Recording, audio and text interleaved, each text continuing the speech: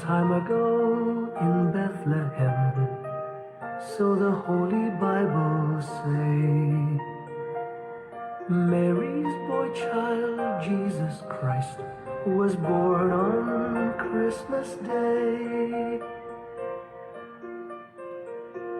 Hark now, hear the angels sing, a new King born today, and man will live forevermore because of Christmas Day. Trumpets sound and angels sing, listen to what they say, that man will live forevermore because of Christmas Day. While shepherds watch their flock by night, they see a bright new shining star. They hear a choir sing, the music seemed to come from afar. Now Joseph and his wife Mary came to Bethlehem that night. They found no place to bear her child, not a single room was in sight. Hark now, hear the angels sing, a new King born today, and man will live forevermore because of Christmas Day. Trumpets sound and angels sing, listen to what they say, that man will live forevermore because of Christmas Day. By and by they find a little nook in a stable all forlorn, and in a manger cold and dark, Mary's little boy was born. Long time ago in Bethlehem, so the Holy Bible say, Mary's boy child, Jesus Christ, was born on Christmas Day. Hark now, hear the Good morning, good morning, good morning, good morning. Welcome po sa ating morning coffee devotion. Magandang araw, magandang tanghali, magandang hapon, magandang gabi, magandang madaling araw sa ating lahat. Sa oras na to na tayo umabot ang ating programa sa inyo. Naway ang biyaya ng Diyos ay mababa sa atin at ang kapayapaan ay mababa sa ating lahat ng gagaling po sa ating Panginoon. Magandang araw, magandang umaga po sa ating lahat.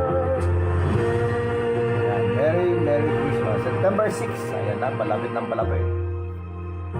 Parang kailan lang nagsimula po tayo. Ngayon po, sa September 9, this is the 9th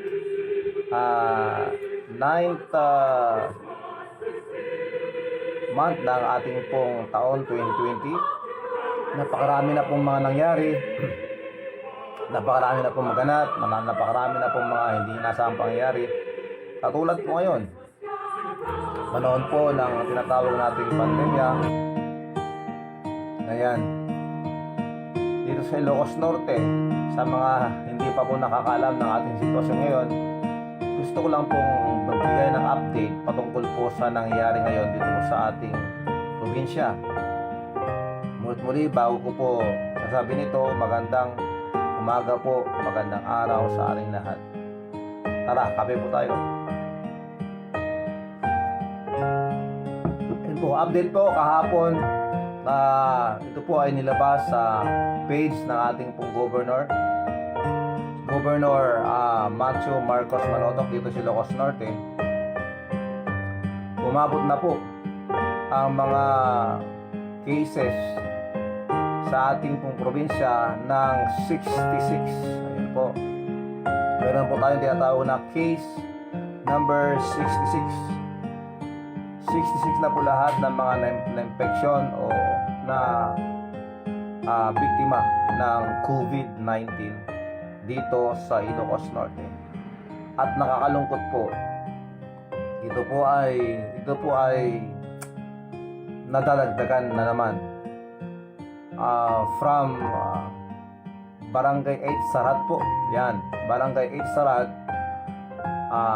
Itong case number 62 ay from Sarat, Barangay 8. Case number 63 from Barangay 8 din.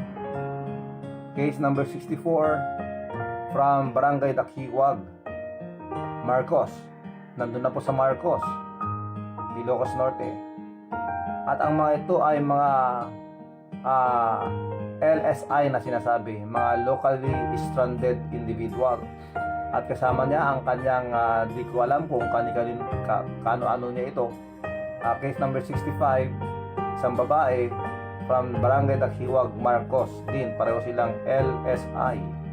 Hindi natin alam kung sino magkamag-anak o mag-asawa. Hindi natin alam yan. Saka yung ating pong case number 66, kasi kahapon hanggang 65 lang po ang ating pong nalaman. Ngayon meron na pong 66, from 66, 54 years old, isang babae, doon din po sa Barangay 8 Sarat. So kung mapapansin niyo po, sa Sarat po napakarami na. Nagsimula po sa isang hindi maintindihan kung bakit nagkaroon ng COVID-19. Yung 62 years old po na namatay na sa Barangay 9 Sarat, alam po natin yan. At tungkol sa exposure, hindi po natin alam kasi wala lang po siyang travel history at nakarating doon yung virus sa kanila. Kaya ito yung napaka-alarming. This is so alarming to all of us, lalo sa ating ngayon dito. Case number 66 na sa ating pong probinsya. It's so alarming that will give us sana yung tinatawag nating more awareness, kasi nga po hindi natin alam talaga sa ating mga paligid. Kaya ingat-ingat po tayo, ingat-ingat po. Gaya ng sinasabi ko sa inyo at sa ating lahat, huwag po tayong maging kampante. Staying at home is the best thing that we can do in order for us not to be a victim of this COVID-19. Pero wala tayong magagawa, kailangan natin magtrabaho, kaya maalis tayo. Kaya pag umalis po tayo, lumalabas po tayong bahay, we need to observe and to obey yung mga guidelines na ibinibigay sa atin. Malaking tulong po yun para makaiwas po tayo at maprotektahan din po natin ang ating pamilya at ng komunidad. Ayun po ang update dito ngayon sa ating pong probinsya patungkol po dito sa COVID-19 case number 66. Sa awa ng Diyos, hindi naman nadagdagan yung mga nandito sa Lawag City. Isang from Barangay 57 yata yon, at saka isa para doon sa Barangay Talingaan 31 yata, Barangay 31 yata ng Lawag City. Kaya ingat po tayo. Ayan, yan po ang update dito sa Ilocos Norte when it comes to the virus that we are so aware about. Kaya ingat-ingat po tayo, lagi po tayong manalangin. Lagi nating ipapanalangin ang kaligtasan ng bawat isa. At lalong-lalo na ang ating pong tinatawag na sitwasyon sa ating pong spiritual na buhay, dahil ito po yung eternal na parte ng ating pong buhay. Yun po mga kapatid. Since we are here and we're talking about spiritual things, we need to focus, as the Bible says, looking unto Jesus, the author and finisher of our faith. Tandaan po natin yung mga kapatid. Kailangan po natin mag-focus sa mga magagawa natin para sa ating Panginoon. We know that we need to accept the truth that kailangan po natin magtrabaho para sa ating pong para magawa po natin ang ating responsibilidad bilang isang ama, bilang isang ina, bilang isang taong meron po siyang pananagutan sa buhay. kailangan po nating kumita, trabaho, kailangan po nating gawin ito para hindi po tayo matatawag na irresponsableng tao. Lalong-lalo na sa ating mga Kristiyano. Tayo mga Kristiyano dapat nagpapakita ng isang magandang halimbawa na maging responsable sa ating pong pamilya at sa ating pong komunidad. Yan po mga kapatid at mga kape. Ngayon, gusto ko lang pong i-announce mga kapatid at mga kape na kailangan ko po ng panalangin niyo. Hindi lang po announcement ito. But humihingi po ako sa inyo ng panalangin. Ay panalangin niyo po ako kasi maya't maya pagkatapos ito, meron po tayong session sa barangay. At pagkatapos ng magpapaalam ako, I need to go to LA. Ayan, pupunta po ako ng LA. Sa LA Paz. Ayan, sa La Paz. Alam niyo Pupunta po ako sa La Paz, isang barangay ng Laog City. At doon po ako magtuturo ng salita ng Diyos sa simbahan doon sa barangay La Paz, Laog City. Panalangin niyo po ako panalangin niyo po yung tinatawag nating proteksyon sa pagdadrive at makarating po ako doon at bigyan ako ng Panginoon ng wisdom sa pagtuturo sa mga kapatiran doon sa barangay La Paz. Yan po ang aking pong announcement na mayroong kasamang kahilingan mga kakape. Ayun po. At patuloy po tayong manalangin sa pamilya Tomas. Alam po natin na kalilibing lang po kahapon ng kanilang tatay, isa pong bayani ng aming pong komunidad. Dahil sila po yung mga naunang mga naging councilmen ng ating pong barangay dito sa Barangay Cavite kung saan ako ngayon. At sila po ang unang naging pundasyon ng pagkaayos po, pagbuo ng tinatawag na komunidad. Nung panahong wala pa pong mga honoraria na sinasabi, wala pang mga sahod ang mga councilmen, puro sakripisyo. Isa nga sa mga kwento ng mga naging councilmen that time, nabubutas yung kanilang bulsa dahil sa paglilingkod. Sabi naman ng ating pong modernong panahon ngayon na mga councilmen ng ating pong barangay kagawad, barangay punong barangay, ang ating pong kapitan, kahit ngayon naman sakripisyo. Ang honorarya na natatanggap ng mga barangay officials, hindi po ganon kalaki, na hindi po sapat para sa ikabubuhay ng isang pamilya. Hindi katulad po dyan sa Manila na umabot po ng 40,000 ang sahod ng mga kapitan monthly sa Manila. Hindi po ganon katulad dito. Dito po mababa lang. Hindi po sapat para sa pagbuo ng isang pamilya. Anyway, it takes sacrifice talaga when it comes to public servant dahil ito ang ating pinili. Hindi po tayo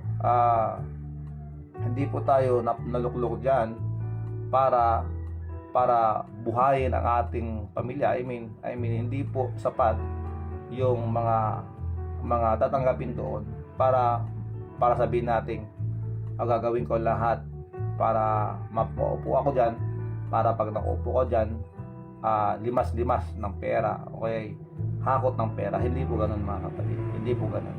Kaya kung ikaw ay totoong public servant, you need to accept the truth na nandiyan ka para maglingkod sa bayan. Hindi ikaw yung paglilingkuran nila. Hindi po tayo yung boss diyan. We are public servant. So sa mga nagnanais, sa mga nagbabalak na maging opisyal po ng gobyerno o ng LGU, ng LGU, kailangan po nating isipin na sa puso po yan sa paglilingkod. Kaya ipanalangin natin ang ating pong gobyerno dahil nga po mga kapatid, nakakalungkot na mismo ang ating presidente ay nalulungkot at napapaluha, naiiyak dahil po sa sitwasyon ng ating pong gobyerno, dahil po talagang talamak ng tinatawag nating corruption. Ayan po, panalangin po natin ang PhilHealth, panalangin po natin ang mga ahensya ng ating gobyerno, dahil nga po mga kapatid, imbes na angat ang ating pong bansa, ang nangyayari po, pabagsak po siya dahil nga po sa tinatawag nating parang inherited corruption. Parang yung parang yung naging nakasanayan na. Kaya sana maayos po ang sistema ng ating pong gobyerno at magagawa yon at maayos sa pamamagitan ng bawat isa, magsisimula sa bawat individual. Ayan po ang ating pong pag-uusapan ngayon na parang ilagay natin sa ating pong buhay, parang sa buhay nating espiritual, yung katanungan, inosente ka ba? Ayan, are you innocent? Yan po napakagandang tanong na kung saan ito ay i-apply natin sa ating buhay spiritual nang sa gayon tayo po ay magkaroon ng insight patungkol po sa ating kalagayan bilang individual na nanampalataya at nakakilala kay Kristo, mga tumanggap kay Kristo, na ating kinilala ang ating Panginoon na ating Diyos at tagapagligtas. Ayan po. Bago tayo magpatuloy, habang nagpapatuloy tayo po ay manalangin. Nakila namin Diyos, maraming salamat po sa umagang ito. We thank you, Lord, for your love. We thank you very much, Lord, for your grace. Maraming salamat po sa pagbigay mo sa amin ng buhay. Totoo po, Panginoon, na sa dami ng mga natutulog na hindi na nagigising, sa mga pumapasok ng simbahan, sa mga pumapasok ng ospital, sa pumapasok ng paaralan,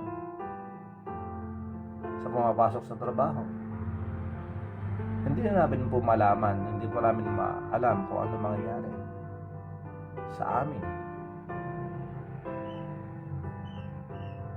Na kahit na kami po ay malakas sa aming pong tansya, sa aming pong sarili, kami po ay malusog, sinasabi namin walang stress, pero hindi po namin talaga alam kung anong mangyayari sa amin, lalo na sa future. So marami po kaming plano, marami po kaming gustong maabot na mga pangarap sa buhay. Hindi po namin talaga alam kung anong mangyayari sa amin. So we are begging you, Lord, to please give us that desire to concentrate on our spiritual situation, in our spiritual life. Dahil ito po ang eternal. Dahil pagkatapos po ng buhay dito sa lupa, haharap po kami sa tunay na buhay. At salamat sa inyong kaligtasan, sa inyong pangako na sa lahat na nasitanggap sa inyo, Panginoong Jesus. Kami ay binigyan mo ng karapatan na maging anak mo o matawag na anak mo. You have chosen us. Maraming salamat po sa kaligtasan. Na nagpapakita na hindi po kami dapat matakot sa kamatayan. Dahil nga po, it is part of our life. Darating kami doon. Ay dinadalangin namin sa inyo, Panginoon, na yung naiintindihan namin na aming pong buhay ay maiksi o maikli.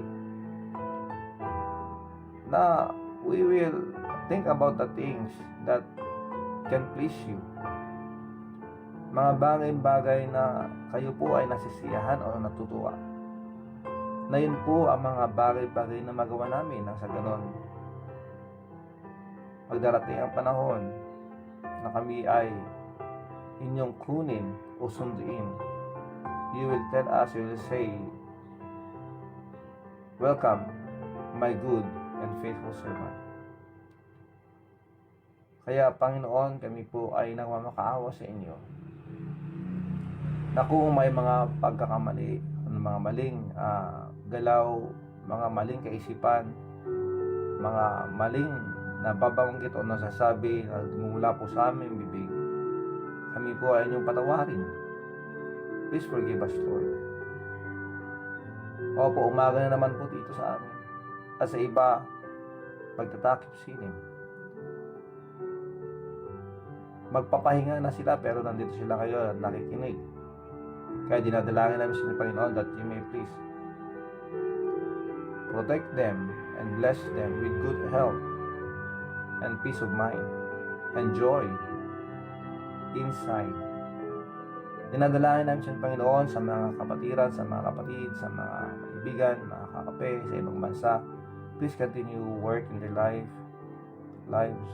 At pati na rin po yung mga nababalitaan ng mga kaibigan, mga OFWs na pinapahirapan o inaabuso. We are praying, Lord, that you may please comfort their families. And sa mga seaman na naglalayag, sa mga stranded, sa lahat po ng mga nandyan sa ibang bansa, mga TNTs, we are praying, Lord, that you may please comfort them at ayusin mo po ang kanilang sitwasyon. Kami po ay nagmamakaawa sa inyo. And we are praying also for those who are sick right now. Si Evangeline Buendia, si Janelle Sharp, patuloy pa magtrabaho sa kanila as they go on through this chemotherapy. Sinasabi, mga nagpapadialysis, we are praying, Lord, that you may please strengthen their bodies, their physical body, that they may still have time to serve you.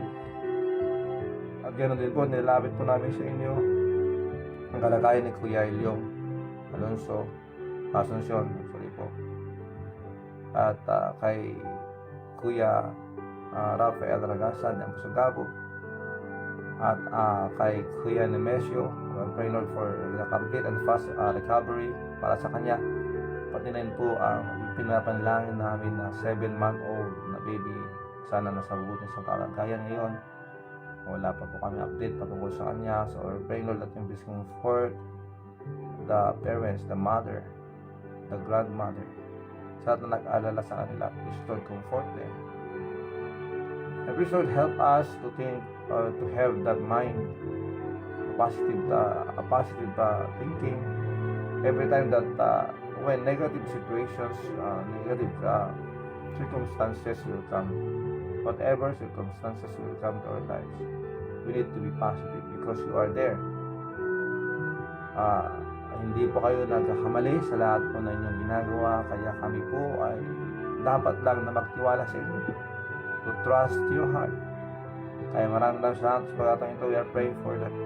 We are praying also for your children, sa mga anak mo na naririto, that napapalay po ang kanilang fellowship sa inyo. We are praying that you will please remind them about coming back to your service, na kahit anong ginagawa nila ngayon, that they may understand that they are there because you have something for them to do. Maraming salamat po. We are all also begging you to please protect us here in the Philippines. Please heal our land. Maraming salamat po, Panginoon. At tinadalangin namin sa Panginoon sa inyo ang aming pong gobyerno. Please continue work in the life of our President. Bigyan mo po siya ng wisdom. At saka sa mga ahensya ng aming pong gobyerno, that may please maglagay po kayo ng mga karapat-dapat at sila po ay may takot sa inyo at hindi po papasok sa anumang klase ng korupsyon. Nang sa ganon, ang aming pong bansa ay inyo pong pagpalain. Dahil nga po ayaw niyo po ng korupsyon, dinadalangin namin sa Panginoon that He may please expose everything, that they will repent. And we are praying, Lord, for their souls. Maraming salamat po. Please continue work in the life of our governor, to our mayor, and of course to our punong barangay, and to all the people or the community where we are in, sa lahat po naman nakikinig ngayon at manonood. Maraming salamat po sa inyong ginagawa. Please continue work in the life of the Asuncion clan dito po sa aming barangay. At please comfort them, especially the 5 family of our loving ex barangay captain, na siya po ang aming pong first counselor na namayapa dahil na po ito po ang panahon kung kailan ay tadhana na siya po ay ibabalik na ang buhay na nahiram kanin sa inyo. And we are praying, Lord, that you please comfort Auntie Mila. At ganoon din po, Panginoon, ang kanilang mga anak.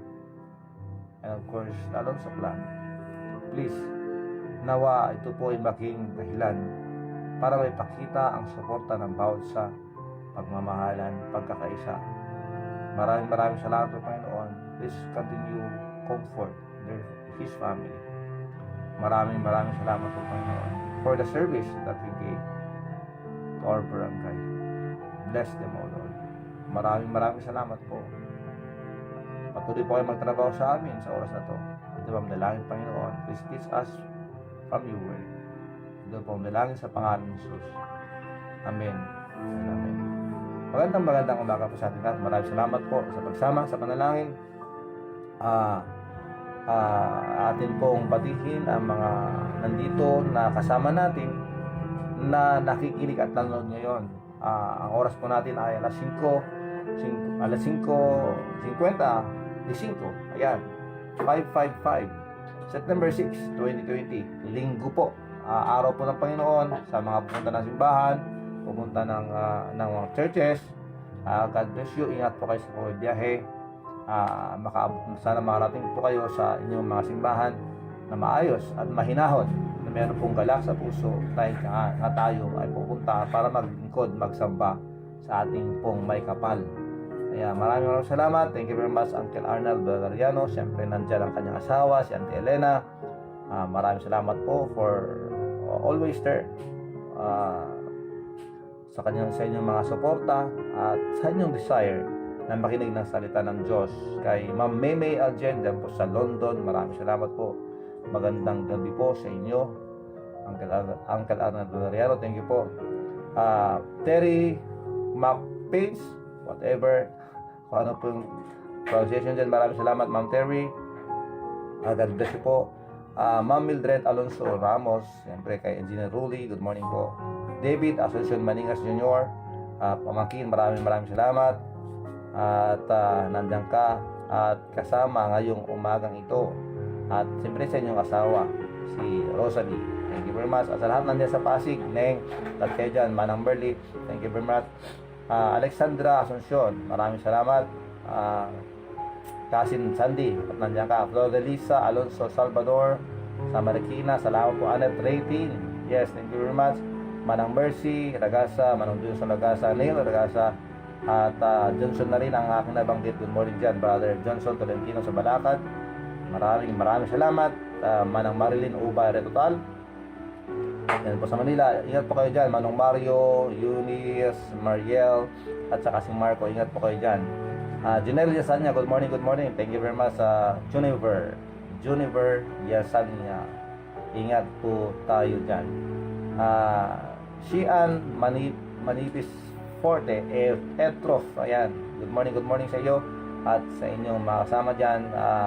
Ma'am Julie Natividad Viloria Colbert, good morning po. Maraming salamat po for always there.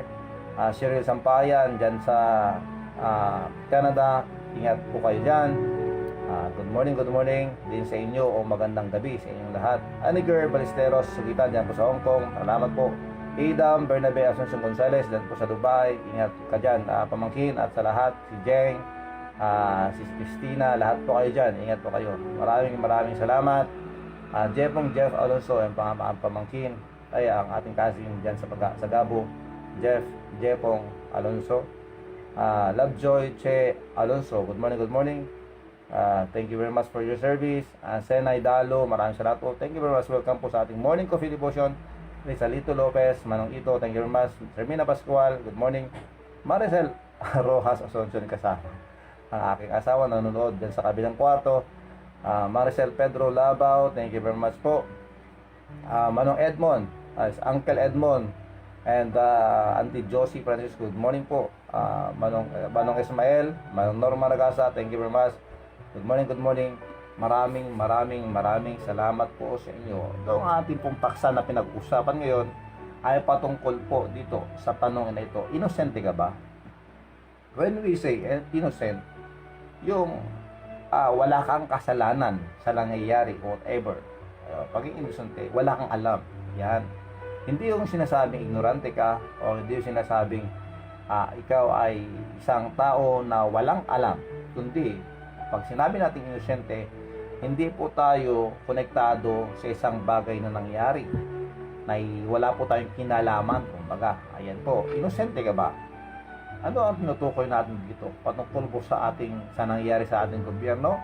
Patungkol ba sa nangyayari sa dito sa ating komunidad, tungkol sa nangyayari sa tungkol sa nangyayari sa inyong kapitbahay o kapitbarangay?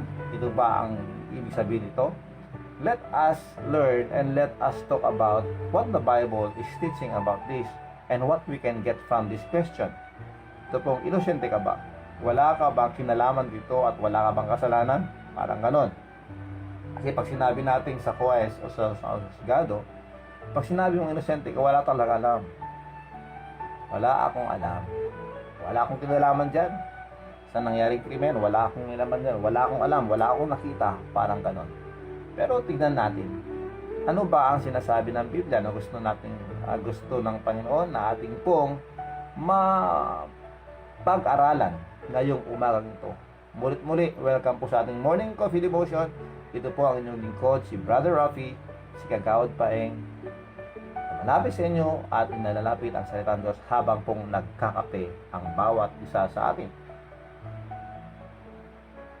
Whatever ang inyong pong iniinom, welcome po sa Morning Coffee Devotion. Babasahin ko po sa Acts chapter 20 verse 26 para makuha po natin ang ibig sabihin ng pagiging inosente o wala tayong tinatawag na kasalanan patungkol po dito. Ayan. Acts 20:26. Ito po ang sinabi ni Apostol Pablo. Wherefore I take you to record this. Wherefore I take you to record this. Day, that I am pure from the blood of all men. O sinasabi dito ni Apostol Pablo na makinig kayo at ito at pagkatatandaan nyo. Ngayong araw na ito, sabihin ko sa inyo to, dahil ako puro, wala akong kinalaman, wala akong kasalanan, walang dugo sa aking mga kamay. Ibig sabihin, walang mansa ang aking palad na dugo. Ayan. Ano ibig sabihin nun? Ano ang ibig sabihin nito? May dugo sa ating palad. Pero sabi dito ni Pedro, ni Pablo, na gusto kong sabihin sa inyo ngayong araw na ito that I am innocent. Wala akong kasalanan. Walang mansa ang aking palad ng dugo. Yan. Maraming salamat kay Pres Benz Alpapara Carla. Maraming salamat Pres sa palaging pag-update sa atin ng patungkol po sa nangyari sa ating pong probinsya. Yan po si Benz. Si Sir Benz Alpapara Carla, kasama kong presidente dati sa ating pong Federated Parents Teachers Association of Lawag City. Ayan po. Kasama ko siya palagi. Isang kaibigan na matapat. Ayan. Maraming salamat Sir Benz Alpapara Carla. Yan po sinasabi dito ni Apostol Pablo. Wala akong alam dyan. Wala akong kasalanan dyan. Hindi ako nagkulang. I am innocent. Kung ano man yung nangyayari sa kanila, wala akong pananagutan dyan. Dahil nga nagawa ko ng lahat para pagsabihan sila, o nagawa ko ng lahat para warningan sila, pero it is their decision kung anong gusto nang ginagawa. So wala akong pananagutan sa kanilang buhay. Para ganoon mga kapatid, I am innocent. That's what Apostle Paul is saying. Dito po sa Isaiah chapter 1 verse 15. Ano mga ba yung mga bagay-bagay na nangyayari o nagagawa o nagaganap na in horror, namamansahan po ang ating mga palad ng dugo ng tao. Yan. Ibig sabihin nun, pag sinabi natin mansa, parang ito ba sa English na tinatawag natin idiomatic expression, parang ganun ba? Hindi ko alam. Parang yung mga salita na mga binibigkas na mga talata na kung saan masasabi natin na meron po itong ibig sabihin. Pag sinabi natin may dugo ang ating palad, ibig sabihin we are not innocent about what happened to them. na may pananagutan tayo. Ibig sabihin doon, pag may dugo ang mansa ng dugo sa ating mga palad, hindi po ito literal na mapapakita natin na meron pong dugo dyan.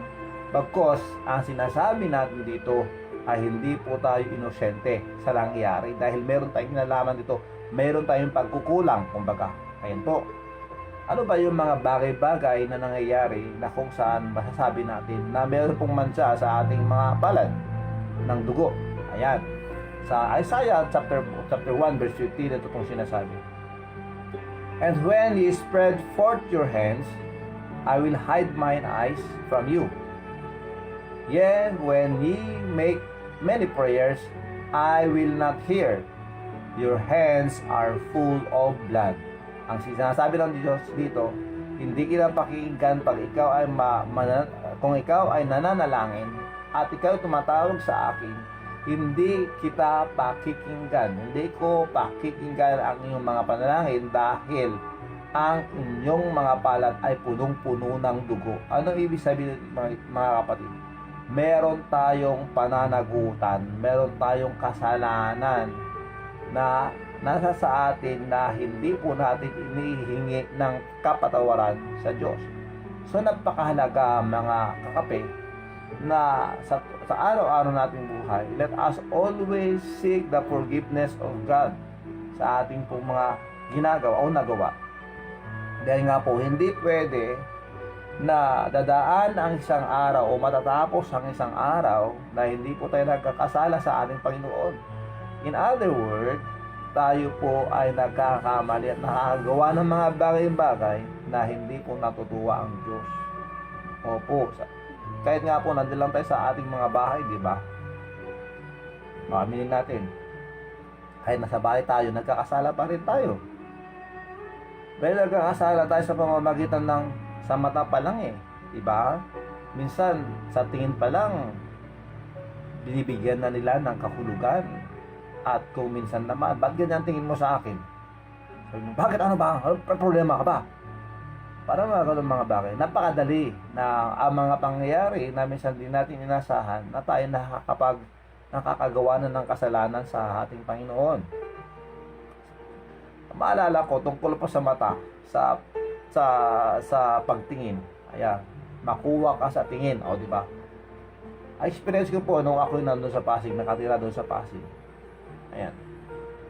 One time po, ako ay pumasok doon sa isang subdivision. Diyan sa Catalina, sa subdivision diyan sa Tramo. Pumasok ako doon isang gabi. Marami tayong kaibigan Pagpasok ko doon, at papunta ako doon sa tindahan para bumili.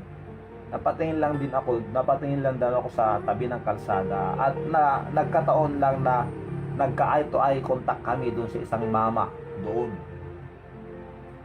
At binigyan niya ng kahulugan yon. Hindi ko alam, I am innocent, di ba? So I went to the store para bumili. Habang ako na namimili ng aking bibilhin, biglang may sumuntok sa likuran ko. Nakakita ako ng tatlong bituin. Hindi ko alam. Basta, yun, sinapak ako. Tapos dahil po nga tanong ako, bilis, takbo ako, punta ako dun sa kaibigan kong si Richie. Sabi ko sa kanya, pare, tignan mo naman yun, Sinapak ako. Lumabas ang aking mga kumpare. Sinabi, ba't may ano to? Anong kasalanan niya? Sabi, ano sinabi sa akin ng mama? Magsamang makatingin diba? Sa paningin pa lang, minsan, doon tayo nagkakatalunan. Dahil nga po ganoon tayo mga tao. And sometimes, because siguro dahil yung aking pong naka-eye to eye contact, siguro may problema, meron pong pinagdadaanan. Yun po ang kanyang paliwanag that time. Pasensya na, may pinagdadaanan na ako. Humingi din siya ng dispensa. Of course, kahit nasaktan ako, nagtatrabaho ang biyaya ng Diyos sa atin. Kaya sabi, sige, pinapatawad na kita. Narulugi ako doon okay lang. Ganun nga po mga kapatid. Kailangan natin magkaroon ng tinatawag na malinis na konsensya. Kasi ang ugali natin mga tao, lalo tayo, pag tayo ay nalipusta, tayo sinaktan, gusto natin makaganti, di ba? Gusto natin gumanti. Yan ang natural na reaksyon ng isang tao na katulad natin. Hindi po natin nilalahat ito. Pero minsan kahit man sa Facebook post, di ba? Minsan dahil sa sama ng loob natin, hindi natin maiwasan. Kahit nga tayong mga nandito nanonood at nakikinig ng ating po Morning Coffee Devotion, nakikita ko minsan may mga nagpo-post dito sa Facebook, dumadaan sa ating wall, tapos makikita ko, oy, may kaaway ito. Kaya ang ginagawa ko, nag-PPM ako sa kanila. Okay, nag-greet ako sa kanila. Good morning, sister. Kumusta? Doon, marirealize nila na may mali. Kaya, yun ang ating pong trabaho dito. Because if I will not tell, if I will not do something to warn people about what they are doing, since this is my responsibility to talk to people about the goodness of God, the perfection that God wants us to have as we are commanded by God, as He said in His Word, be perfect, be holy, magpakabanal kayo. Yan ang sinabi ng Diyos. Dahil ang Diyos natin ay banal. Kaya bilang isang mangangaral ng salita ng Diyos, it is my responsibility. Yes, we are talking about our responsibility. And there, the responsibility ko na makita at maayos ang mga anak ng Diyos bilang inilagay sa akin, bilang nandito sa aking pong tinatawag dito balikat, pasan sa aking balikat ang responsibilidad na makita ang bawat tupa ng Diyos, na kung saan, kung ikaw ay parte ng ating Morning Coffee Devotion, meron po akong pakialam sa inyo. Papakialaman ko po ang inyong buhay. Bakit? Kasi nandito tayo, isa tayong pamilya. And as one family, part of this family, kailangan nating magkaroon ng tunay na malasakit sa bawat isa. Malasakit at pagtutulungan na sana tayo ay makapamuhay ng tinatawag na meron pong pagkatakot sa ating Diyos, pagkatakot na kung saan sasabi natin tayo ay aware na nandyan ang Diyos na laging kasama natin, nasa sa atin at nakatingin sa atin at nanonood sa atin. And therefore, we need to be aware and to be careful sa ating pong mga ginagawa. Kaya pag may mapapansin alam nyo kung sino kayo na nandyan, nakikinig kayo, na kung meron tayong mga pinopost na mga medyo may patama na meron kang kagalit o kaya meron kang gustong awayin, pag nakikita ko ito na dumadaan sa aking wall, okay, pag nag-scroll ako at nakikita ko, oops, si kapatid ano to kailangan niyang mawarningan. So, ang gagawin ko, kapatid, kumusta? Ganun lang. At kung siya ay magre-reply, that's very good. Papunta ako sa kanyang private message. Tapos kakausapin ko siya. Kapatid, tayo ay mga anak ng Diyos. Iwas-iwas tayo sa ganyan. Dahil alam naman natin na wala tayong karapatan para maghiganti. Sa mga umaalipusta sa atin, pakinggan nyo to, sabi ng Bible. Dito sa Beatitudes, na kung saan ito magbabasa sa aklat ng Matthew, ito po sinasabi mga kapatid. Matthew chapter 5 verse 1. Patuloy po tayo. Ito po sinasabi. And seeing the multitudes, na makita ng Panginoong Hesukristo ang maraming tao, He went up into a mountain. Siya po ay pumunta sa mas mataas na level ng lupa. And when he was set, his disciples came unto him. Nung siya ay nandun, at umupo na, lumapit yung mga alagad niya. And he opened his mouth and taught them, saying, binuksan niya ang kanyang bibig at tinuruan sila. At ito ang kanyang sinabi, Blessed are the poor in spirit, for theirs is the kingdom of God. Mapalad ang mga mahirap sa espiritu. Ibig sabihin ito, yung meron kang tinatawag na pagpapakumbaba sa Espiritu. For theirs is the kingdom of heaven, dahil sa Kanya ang kaharian ng langit. Blessed are they that mourn, mapalad ang mga umiiyak, ang mga nagdadalamhati. For they shall be comforted, dahil sila ay makomfort. Hindi ko alam kung anong right word sa Tagalog yun. Tayo ay kanyang i-encourage. Okay, English pa rin yun, no? Blessed are the meek, mapalad ang mga may kahinahunan, for they shall inherit the earth, dahil mapapasa nila ang lupang ito, mundong ito.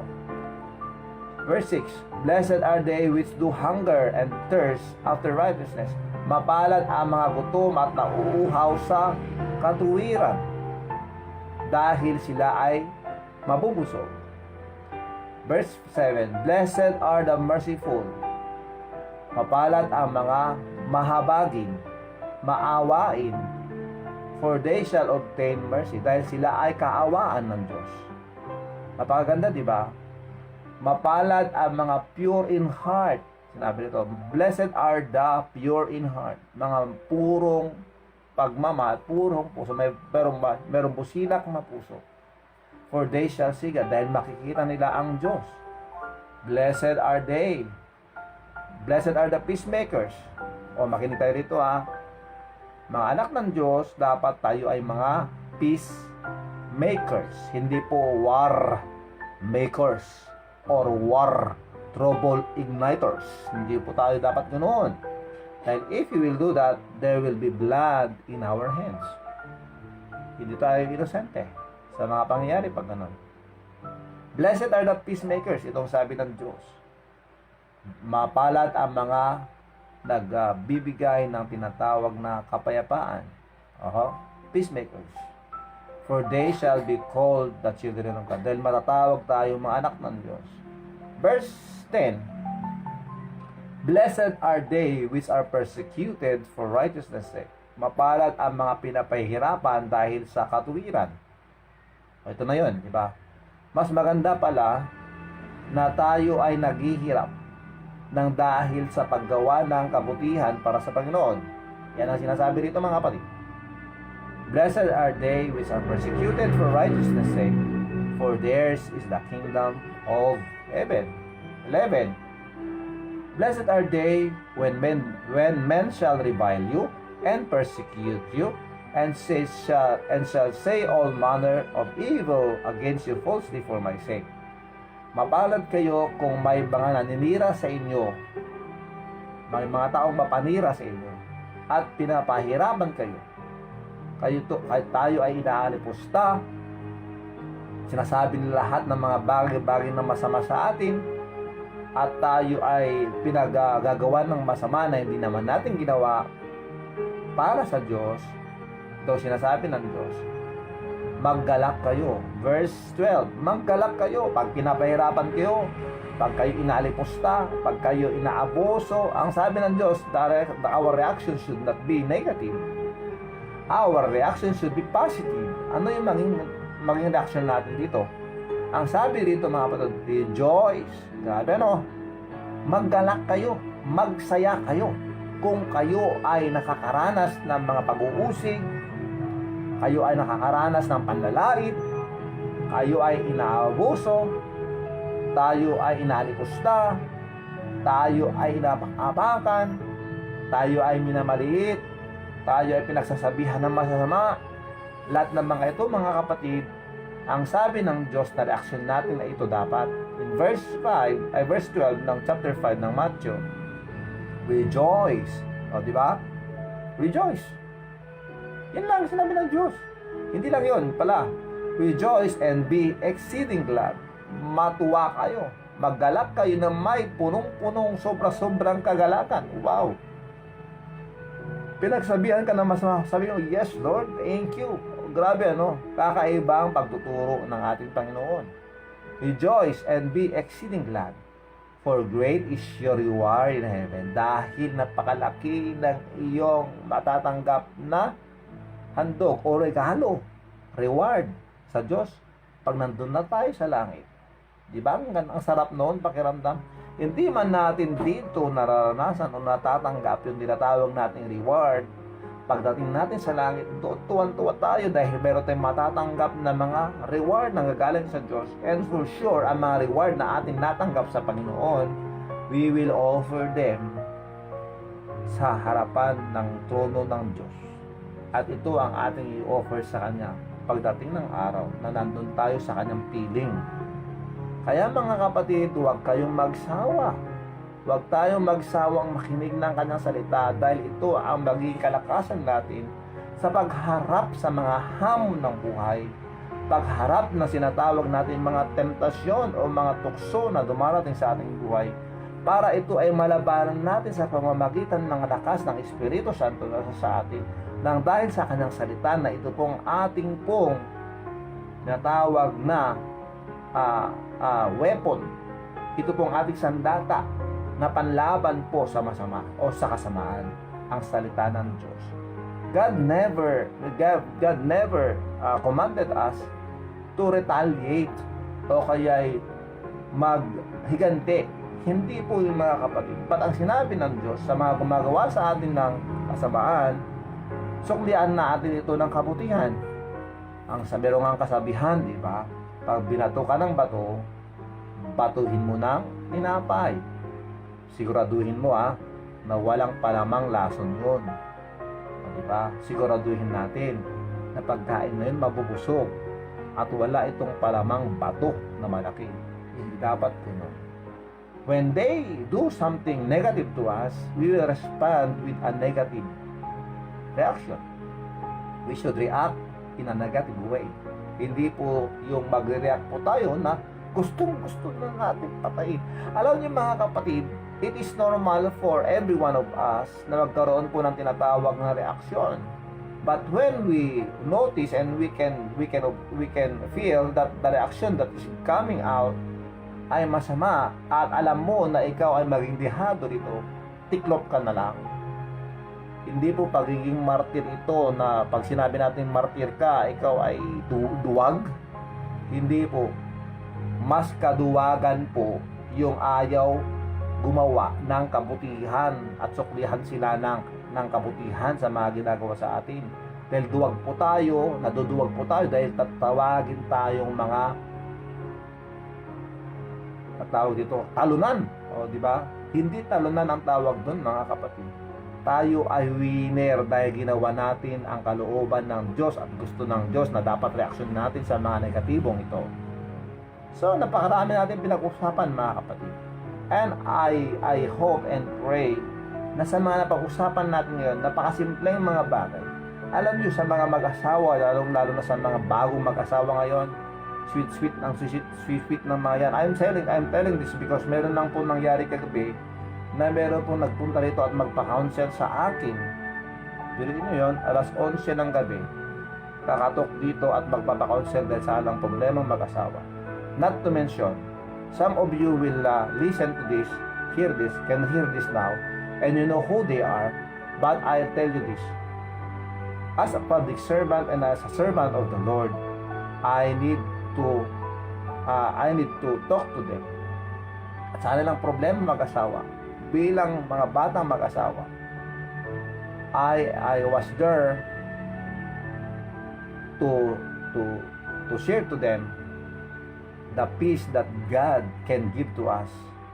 At sinabi ko sa kanila na wala tayo rito para magdesisyon ng tinatawag na paghihiwalay.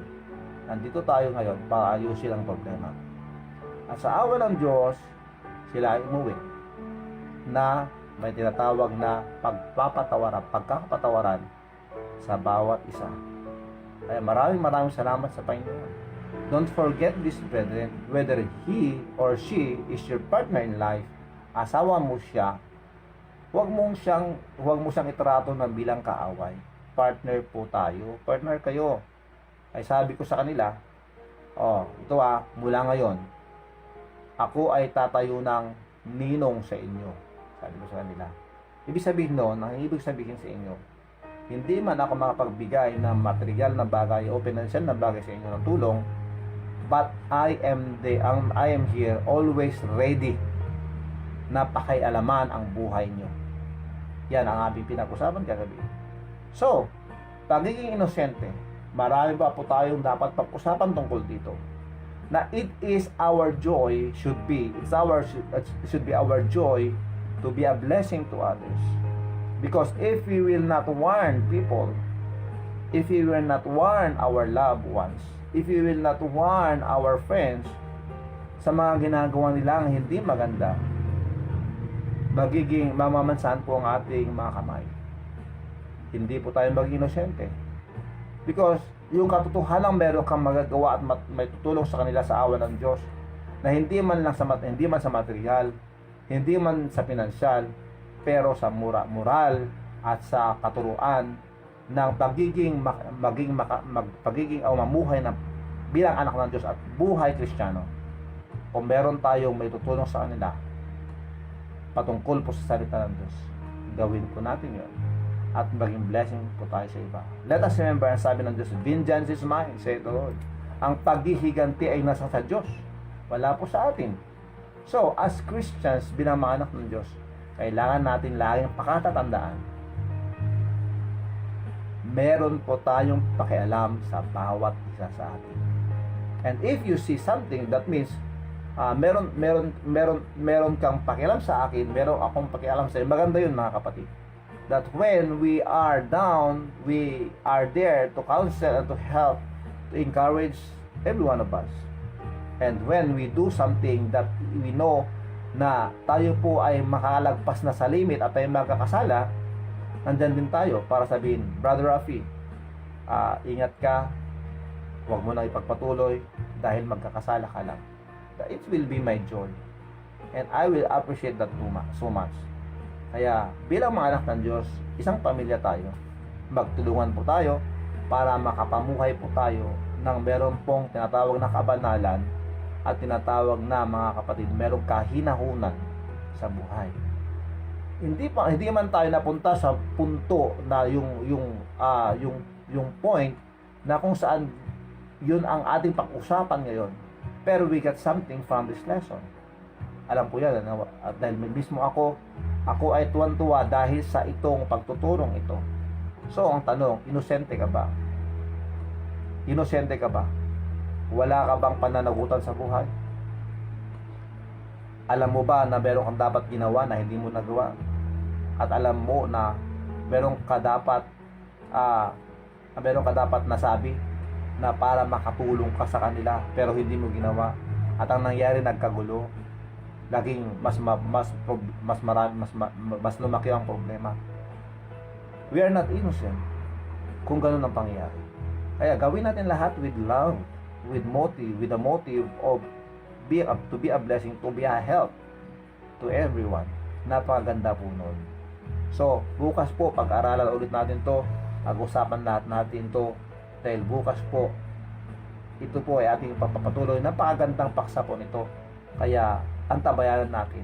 Bukas po, kita ulit tayo, alas 5:30 ng madaling araw, dito sa Pilipinas. Gabi sa inyo, tanghali sa inyo, ano pa man ang oras nyo, basta magkakasama tayo. May God bless us all. May God protect us, and may God bless us and protect us and heal our land. Okay, ayan po mga kapatid. Maraming salamat. Kailangan natin tapusin to, and oras na para tapusin ang ating programang Morning Coffee Devotion ngayong linggo. Ayan, meron tayong natanggap dito na mga birthday celebrant kahapon. Yes, birthday niya ngayon dyan sa inyo sa Dubai. Jennifer Gonzalez, Jeng Dance. Ayan, Jennifer, happy birthday sa iyo. At ngayon, birthday ni Maverick Gonzalez, Maverick Dwayne Gonzalez. Ayan po yung kanyang anak na dito sa Pilipinas. Happy birthday sa inyo. Meron pa bang dapat nating batihin ng happy birthday? Brother, please pray for our safety and protection from the virus. Yes, we will pray for that, Princess. Ingat ka dyan. Stay safe. Stay home kung pwede. Manong Lalin Pascual, Lorenzo Pascual, good morning Manong. Ito po yung partner ko noong bata kami dito sa Kabit, dito sa barangay namin. Kasama ko yan sa paglalaro ng goma. Ayan, si Manong Lalin Lorenzo Pascual. Ayan. Sherwin James, maraming salamat. Renato Domingo, Manong Nato, yes, Manong Nato, condolence. Ganyan lang po talaga ang buhay. Si Major, namayapa na. At opo, mabigat po sa dibdib, pero kailangan po natin tanggapin. Ganyan po ang buhay. Kaya lagi kong sinasabi sa inyo, ako'y buhay ngayon, pero hindi ko po alam mangyayari sa akin bukas. Ay agananos kayo, Manong Renato, agananos kayo dito Hawaii, nga kay mama ko umay dito, nga maamumi, nga nadagsin, nga bayan tayo nga ti Apo, iti matagkada tayo, iti talna, ken liliwa. Joseph Christian Abrena Alonso, thank you very much for being here. Welcome po sa ating morning coffee devotion. Manang Primrose Mangdalan, thank you very much. Alonso Anton, thank you. AJ Gonzalez, yes, AJ, thank you. Good morning. Adrian Reed Balaan Agarpao, thank you po. Romaldo Rivera Tibar, maraming salamat. Good morning Jinky, lahat kayo dyan. Manang Mirna, Manang LB, lahat kayo dyan. Axel, maraming salamat. Okay, belated happy birthday kay Jeng Dens de la Cruz Gonzales at Dwayne Gonzales. God bless you palagi. Ingatan po kayo ng Diyos palagi. Meron pa ba? Imbag nga bigat tayo amin kakape, ken kastamit kanyang brother Rafi, ken nanay, ken dungo. Kilala niyo. Ayan. Ang nanay ko at ang aking kapatid. Andyan sila. Ni Apo Diyos ti mangi makika addakin mang Ted salonat. Protection ken parabor kada kayo amin imbag nga kantanayon ni Apo Diyos ti biag tayo. Amen. Okay. Ano ba bang birthday wishes, birthday greeting? Meron pa ba? Wala na. Okay, let's play the birthday song. At ating pong kakantahan sila at ipanalangin na rin ang bawat isa sa atin. Okay? Ito po. Lahat ng mga kapamilya, kakape na kasama natin ngayon, binabati namin kayo, Jennifer Gonzalez and Dens, Maverick Dwayne. Ayan. Happy birthday sa inyo. Maligayang bati sa iyong Happy birthday. Happy birthday, happy Mula po sa ating mga kapamilya at kakape. Happy birthday sa iyo, Jennifer at saka Maverick Dwayne. Ang inaway pagpalain ka ng buong may kapal. Nabigyan ka pa niya ng maraming kaarawan. Liligaya ka sa buong buhay. Happy birthday to you. Kung mayroon kayong pahabol dyan, patiin natin sila. Happy birthday. At sa mga mayroong tinatawag na anniversary, whatever. Yan. Bati namin kayo na sana ang araw ay mabibigyan ng Diyos. Bigyan kayo ng mahinahon na buhay. May kapayapaan sa buhay. May kalusugan, kalakasan. At saka mas mahaba pang buhay. Happy birthday. Ano ang handa mo? Good morning, Sa DJ. iyong kaarawan. Happy birthday. Naway pagpalain ikaw.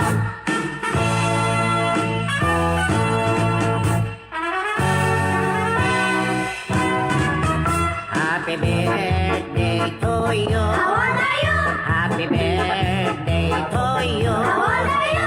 Ang aking handaan. Ano? Bibingka at puto. Naku, sarap. May kape. Good day, Sir Michael Cummings. May litson pansit bihon. Malang Mercy Lagasa. Thank you Happy very much. birthday, happy birthday. Kombidado ang may baon. Aray, naku. Sir Cummings, Sir Michael, I hope you will understand Tagalog so that you can enjoy also our program. The celebration. Happy birthday mo ngayon. Lahat ay magtipon-tipon. May kanya-kanyang baon. Kami Diyos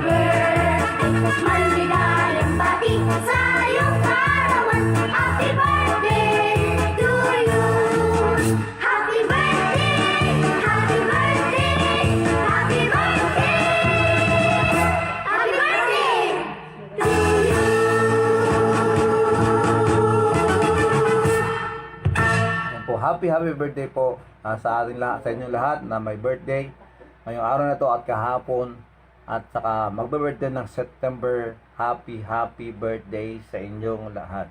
Anyway, again, tayo ay manalangin, pagpanalangin po natin proteksyon sa bawat isa, lalo sa mga lockdown areas. Let us remember, hindi po tayo excuse sa COVID-19. We are all tinatawag na vulnerable. So kailangan po natin ipanalangin ang bawat isa sa atin, at ipanalangin din niyo po ako dahil ako po magtuturo mamaya. Pupunta ako doon sa LA. Ayan, punta ako sa LA, Paz. Punta ako sa La Paz para magturo mamaya. Kaya panalangin niyo po ako. Maraming salamat sa inyo kayo at mga taga-Lapas diyan na mga nandyan po sa church natin diyan. Maghintay po kayo at papunta po ako diyan para magturo sa inyo. Maraming salamat sa inyo. Muli mga kape, salamat sa inyong pagpupursigi at sa inyong desire na matuto ng salita ng Diyos. Tayo ay manalangin. Ipanalangin po natin ang bawat isa sa atin. Maraming salamat po Panginoon sa pagkakataong ito. We're praying that you may please protect each every one of us. Sa mga naging positive po ng coronavirus, we are praying, Lord, that you may please work in their lives. Palakasin mo po ang kanilang katawan. Tulad po ng aming mga kamag-anak, mga pamangkin, tulad po rin si Francis, we are praying, Lord, that you may please strengthen him. At lahat sila na naka-quarantine sa oras na to, not only for them, but for all who are infected with the virus. Hindi po silang palakasin at pagalingin. At sa mga na-lockdown din po sa Hawaii, at sa lahat po ng parte ng mundong ito, kung saan nandun mga anak mo, at sa mga taong nagdadala mahati, we are praying, Lord, that you may please comfort them. And please, Lord, protect each every one of us. We thank you, Lord, for what you are doing in our lives. Again, Lord, please forgive us for the sins that we have done. We thank you very much. Bless those who celebrate their birthdays, yesterday, today, and this month. Thank you very much, Lord, for your love. We are praying also, Lord, that you may please teach us and please give us wisdom every day. Maraming salamat po Panginoon sa dalangin. Maraming salamat po sa pangalan ni Jesus. Amen. Gusto lang po acknowledge and batiin ang ating pong barangay captain, si Kapitan Jerry Corposalonso. Maraming salamat. Good morning, Kapitan. At saka kay Auntie Elsie Tapawan, kay Auntie Diling. Lahat-lahat dyan nakikinig. At of course, ang aking pong pastor, si Pastor Edento Asuncion. At sa lahat-lahat, Pastor Marlon, Salvador, Pastor Raul Burja. Lahat po kayo dyan. Good morning. Maraming salamat po. God bless us all. Reds Ragasa, nandyan sa Canada. Si Reggie. Yan. Reggie, thank you very much for being there. God bless you. Okay, ayan po. So, mulit-muli, ito po ang inyong lingkod, si Brother Rafi, si Kagawad Paeng. Lagi nagsasabi sa inyo, in everything, put God first. God first. Tandaan natin yan. Lagi nating pakatandaan, unahin natin ang Diyos sa ating buhay. Stay safe, do good to others, follow the guidelines, support the LGUs, respect the frontliners, share your blessings, pray for our family, the community, our country, and for the world. God bless us all, and huwag natin pigilan ito. Merry Christmas sa inyo lahat. I love you all.